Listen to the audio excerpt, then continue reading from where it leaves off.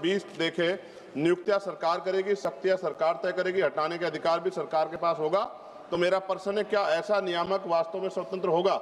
नियामक संस्था को वैधानिक दर्जा देना पर्याप्त नहीं है। सवाल यह है कि वह सरकार और निजी कंपनियों से स्वतंत्र होगी। सभापति जी, हम SC/ST के प्रतिनिधि के तौर पर यहाँ हैं। पिछले जितने सेक्टर प्राइवेट हुए हैं उनसे SC/ST OBC के कर्मचारियों को चुन चुन कर निकाल दिया प्राइवेट सेक्टर के लोगों ने। तो जब ये प्राइवेट हो जाएगा, निजी क्षेत्रों में चला जाएगा, SC/ST OBC कर्मचारियों के अधिकार की रक्षा होगी, इस बात की गारंटी सरकार को देनी चाहिए। खंड 3, 7 और 9 के माध्यम से नाभ के क्षेत्रों में निजी कंपनियों को लाइसेंस और सुरक्षा प्राधिकार देकर प्रवेश का रास्ता खोला गया है। लेकिन मेरा प्रश्न है, क्या मुनाफे पर चलने वाली कंपनियां सुरक्षा को सर्वोपरि रखेंगी?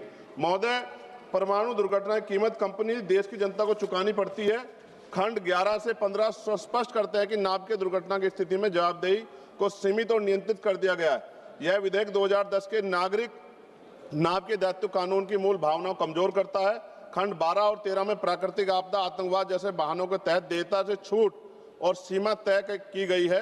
खंड 14 सरकार की देयता को भी सीमित करता है। नाभ के दुर्घटना का प्रभाव सालों तक नहीं बल्कि पीढ़ियों तक रहता है, लेकिन यह विधेयक पीड़ितों के अधिकारों पर कानूनी कैप लगा देता है। महोदय, खंड 15 के अंतर्गत निजी संचालकों के लिए बीमा अनिवार्य है, लेकिन सरकारी नाभ के प्रतिष्ठानों को इससे छूट दी गई। ये दोहरा मापदंड क्यों?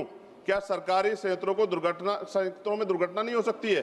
खंड 5 और 25 के तहत यूरेनियम, थोरियम अन्वेषण और संवेदनशील गतिविधियों पर केंद्र सरकार का पूर्ण नियंत्रण स्थापित किया गया है, लेकिन विस्थापन, जल प्रदूषण, रेडियोधर्मी कचरे पर स्थानीय जनता की सहमति और पारदर्शी जन सुनवाई का कोई मजबूत प्रावधान नहीं है।